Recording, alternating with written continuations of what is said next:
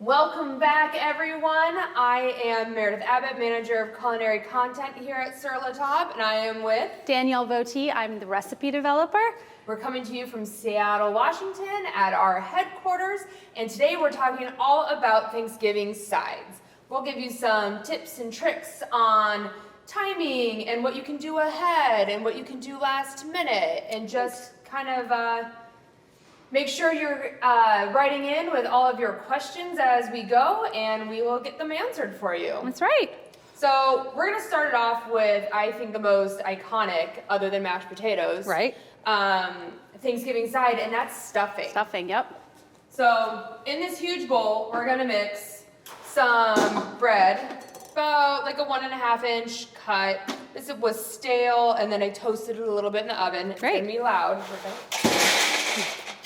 It's very dry.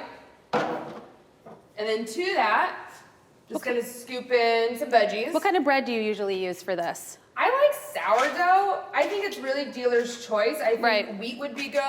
I think a French bread or an Italian loaf would be good. Something that really dries out. Right, and you want something stale. So if you have stale bread, you can always freeze it, and then you can thaw it and then toast it right before you make your stuffing. It's a good way to reduce waste. And to use up old bread that you have. Yeah, that's right. So the proportions are, I like a lot of vegetables in mine, Yeah. so it's really almost 50-50 bread to vegetables. And the vegetables are some sautéed mushrooms, some sweated down onions and garlics and celery and shallots. And to bring it all back, the same herbs that we used last week in the turkey video. For our brine, right? Yep, which were oregano, parsley, and thyme. You can do rosemary, you can do sage.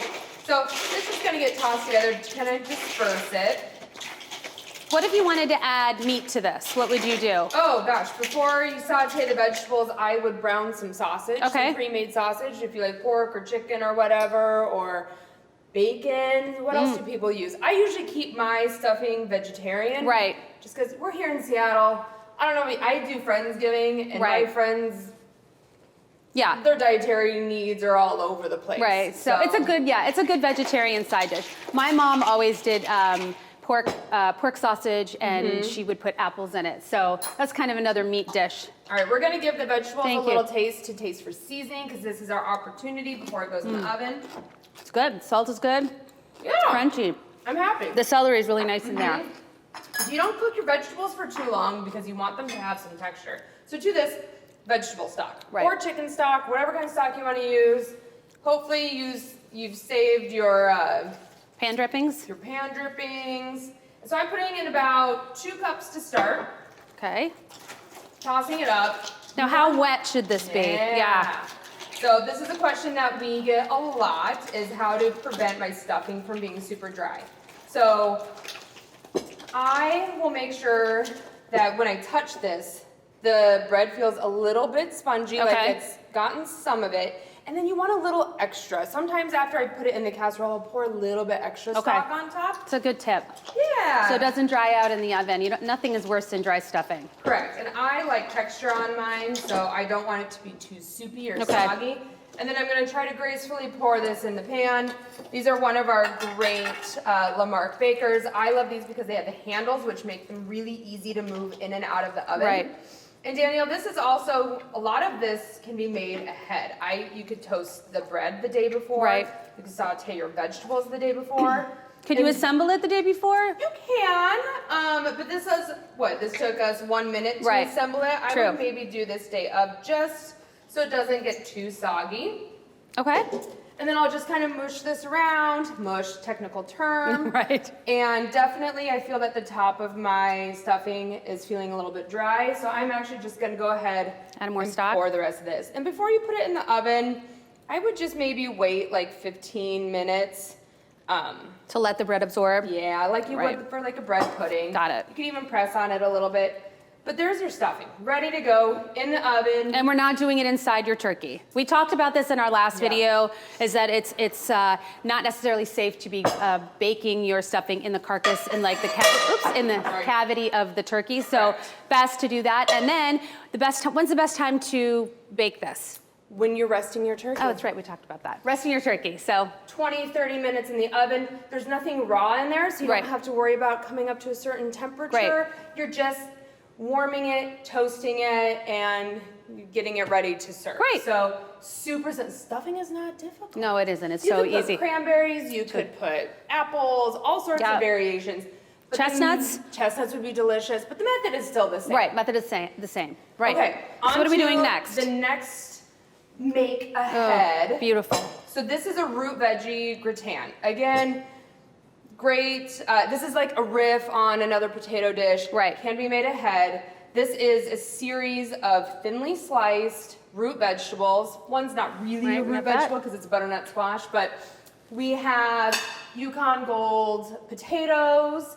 We have butternut squash. There's a yam in here. Delicious. And there's a turnip. Oh, So thinly sliced, layered. In between the layers, there's a little bit of cream, a little bit of vegetable stock that I infused with some garlic and herbs. sounds And a little delicious. bit of cheese on the inside. So this is definitely something you can make the day before and let sit in the fridge. I think you could even make this 3 or 4 Wow, days okay. ahead and have it sit in the fridge. This does take a lot longer to bake, so I would even just get this baking alongside your turkey because like a lasagna, when you slice it, you know when you slice into a fresh Right. lasagna, everything, all those beautiful layers Right. just kind of run in. So if you let this sit, and it's like, and this is so dense in here, this thing probably weighs like 10 pounds. The longer you let it set, the more Easier kind to of see- gelled those layers Yeah. will be, and you'll get these beautiful layers. But before we cut into this, I'm going to show you how to use a mandolin, how you get these Right. very thin, uniform slices. A lot of people are afraid of these, as you should be. They are so sharp, but if you're safe about it, they're It's a great wonderful tool. time savers. Yeah. So this model is our OXO one that we sell. It comes with this great safety guard. You just kind of stab your produce in there. Of course, I'm not doing it very good because we're on camera. Whoop. There you go. Just like that. And you get it started. That's I know you right. can't see that. Here, can you see that better now? Comes through. These nice little slices. Perfect slices, very uniform, so everything's gonna bake evenly. Right. And then for the butternut squash, this is also a question. I bet Here, I'll you get these questions all the time of in class. Oh, of all the how to- time, yeah. How to break down winter squash, yes. This is generally the same for most squash unless you're talking about a squash that you can eat the skin, but butternut we don't. So I just nip off the end. And I do my butternut squash kind of in 2 steps. Okay. You've got your neck and then you've got your bulb. I trim off the little ends just so that when I'm ready to break it down further, I've got nice Flat kind surface, of solid yeah. surfaces. And then right where the neck turns into the bulb, technical terms, right? This is what I call them. I just go down. Wiggle your knife back and forth, keep those fingers out of the way. I'll deal with this later. This is good to cut in half, scoop out, you stuff it, Right. make nice rings. But for this gratin, I just really sliced the neck. So you can use a vegetable peeler. It'll take a long time. You don't want to eat the skin on butternut squash. I take my knife and just kind of go down the side of the squash. Nice. Once you get your first slice, then you can kind of see how thick that skin is. This is also how I peel melons. You can take the peel off of citrus. You're right, when you See, I'm supreme. not- Yeah. Supreming, yeah, And you I'm do not that. getting, I can go back and clean all Okay. of this up, but this is the general idea of how I quickly peel butternut squash. Again, keep those fingers out of the way. Right. Have a nice sturdy chef's knife, nice and nice sharp. Don't forget to get your knives sharpened. That's right. You can take them into the store and get them sharpened. Mm-hmm. It's a good thing to do to get, one of the first things you can do to prepare for your Thanksgiving. Yep, I'll nice take sharp those. knives. I You got a it? dump bowl over here. All right, great. So then, just like I showed you on the potato, you would take this with the guard, go down your mandolin, get these beautiful thin rings. Moment of truth. That's right. This has been setting for probably 30 minutes after baking. So ideally, I would probably have this set for closer to an hour. But again, 'tis life. Just want to show you. If some of the peel or the little slices come up, I just kind of use my clean hands, kind of hold them down as I break through. There's cheese grated on the top of this, so I just want to break that crust. this is a fun fact that most people don't know. The first piece of like a potato or a lasagna, or not potato, I'm sorry, a pie or a lasagna, it's often called the sacrifice piece. That's right. And it gets sacrificed to the kitchen. So, see, there's one. Beautiful. That's the first one. But look at all those layers. That's gorgeous. Let me slice a second slice and I'll get it out a little easier. That is so you all beautiful. can see what I'm talking about. So this is basically a riff on a traditional potato gratin. Correct. So it's cream, and we've got some onions in there. Yep. This in Let me switch the your plates Midwest, you might know this as like an au gratin potato. Oh, that's right, au gratin. Or fancier terms, if I had made this in a skillet, would have been a Palms Anna. Right. Oh, that's beautiful. Yep. Okay. So you see all those layers in there? I would Gorgeous. just take my microplane, a big hunk of Parm or your favorite hard cheese, back over top because you know cheese never hurt anybody. You finished And with a little that's salt. it. Little salt, Little maybe little finishing. herbs. Oh yeah, we got some herbs here too. So again, bake morning of, can sit out on your table for like 45 minutes. This sucker will still stay hot. Wow. And then it's just That little is effort. That is beautiful. Looks nice. Okay, Danielle. All right, we're Why don't gonna you take us through our third dish. Our third dish. So we talked a lot about assembling things beforehand and a little more complicated dishes. But what if you need to do something last minute and kind of a variation of not a salad, but we're going to do some green beans with a warm vinaigrette. So the most important thing about your green beans is first you're going to trim them. You're going to take anything off that doesn't look very appetizing, and then you're going to blanch them, meaning you're going to put them in some hot water, boiling hot water, salted just like you would do pasta, and then you're going to shock them. This basically par cooks them, and if you shock them in cold water, ice cold water, it keeps that nice, really beautiful green color. Mm-hmm. So we want our dishes not only to taste good but to look good. So and you could do that day before, right? Totally, yeah, and you'll just leave it in the fridge, yeah. So what we're gonna do an Amandine variation of this. So let's say everything, right now your turkey is resting. Your gratin is setting up, so it's out of the oven, and you're baking your stuffing. And now we're going to, so your oven is occupied, your turkey's resting, now we're gonna do something on the stove. So we've already blanched and shocked our green beans. I'm gonna toast some almonds. I'm just gonna do that in a skillet like this. So I'm gonna toast them, turn that on. Do you put oil in the pan? No, I'm gonna do it dry. So as you start toasting any nut, it's gonna start rendering, it's gonna start pulling out the oil in there. So we're just gonna toast this really lightly, and we're gonna basically make a vinaigrette. So what are we doing? We're gonna chop up some shallots. Yep, I've got some shallots that I just sliced for you. Thinly sliced, you peel them. Shallots look like little tiny red onions. They're great, they have a milder flavor. And I feel like you see them a lot in traditional vinaigrettes. And so we're making a warm vinaigrette to rewarm the cooked green beans in, and then we're gonna top them with these toasty, nice, crunchy almonds. And I always toast my nuts because your nuts, they're delicious raw, but all of that flavor is in the oil of the nut, which is activated and pulled out when you heat it up. So if you toast it, you're going to actually taste more like a more almond flavor, more hazelnut flavor. You could do this with hazelnuts too. That'd be really nice. And when we're talking about kind of more easy dishes, I always like to add in for Thanksgiving some sort of raw dish. So right now we're teaching in one of our classes. We're teaching a raw Brussels sprout salad. So everything in that is raw except we're going to have some toasted walnuts in it. So you're just going to on your mandolin, you're going to run your Brussels sprouts really thin. You're going to toss it in some lemon zest, some lemon juice, and some pecorino. Top it with toasted walnuts, and it's a really good side dish. And it doesn't occupy any oven or stove space. So brilliant. So think about that when you're kind of building your menu, making sure you're not kind of inundating one kitchen tool. Yeah. Unless you're very lucky and you have Double 2 or 3 ovens. Most of us don't. Most people don't. So really planning your menu to utilize both. Well, these are almost done. Stovetop and your oven is really totally great, space saving. And if you have people coming over and they're like, what can I bring? Say, you can bring this, but please have it already cooked. Right, at temp, so that they are not using your oven. Yeah.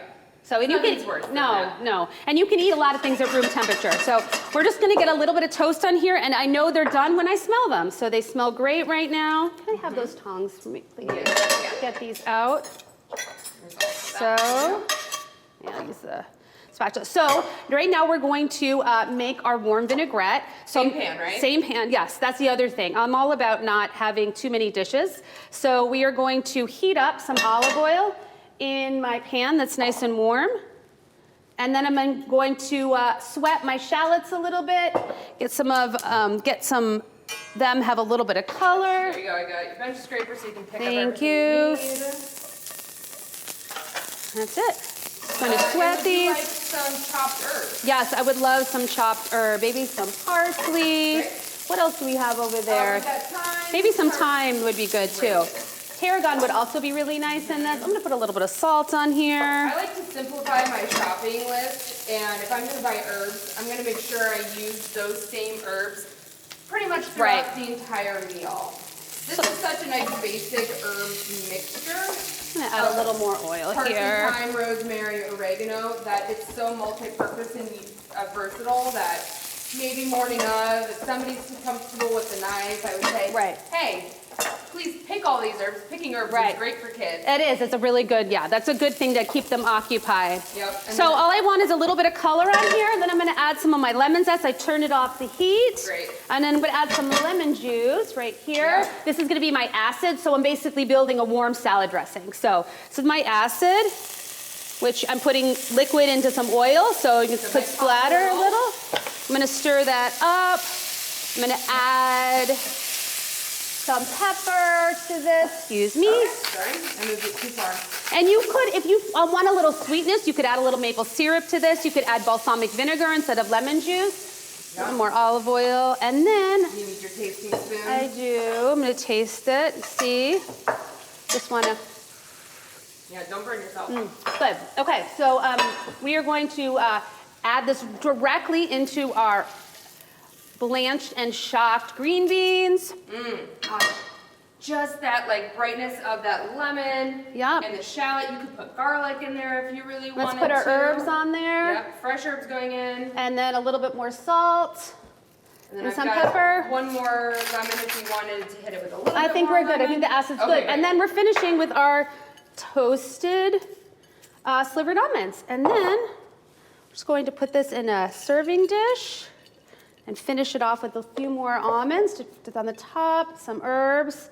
And that is just a really beautiful, super simple. That took us, what, 5 minutes to do? There you go. So yeah, again, ahead of time, you're gonna be blanching and shocking your green beans, and then you're just gonna be finishing. So this could be done 2 minutes before you sit down to eat. So You those could are do nice this to for work. a crowd. You don't need a super huge You don't. skillet, a 10-inch skillet. You can make your vinaigrette in it and then toss it in a big bowl. Yeah, it's great. A little bit of Dijon mustard, if you like that, would be great too. So tell me about your Thanksgiving this year. What are you doing? It's my family's scattered all over the country, so it's another Friendsgiving Nice. for me, and I think it's just a wonderful opportunity to get a bunch of people around the table. And Totally. since we're at Sur La Table, let's talk about our make mores. Yes.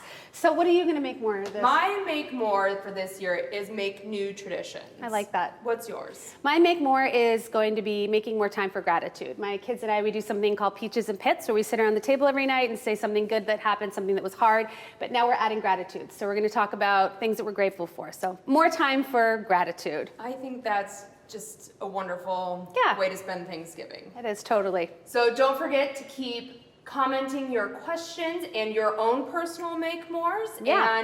And join us next Friday for how to set the perfect table setting. Yes, and remember, if you have any questions, you can always send in a message on Facebook or Instagram. But if you have any questions and you're in the store, pull one of our chef instructors aside and say, hey, I have a question. Tell me again how to blanch green beans. So we are there to help you. We are your Thanksgiving experts, or sorts. Yep. Thank you again. We'll see you next week. Happy Thanksgiving.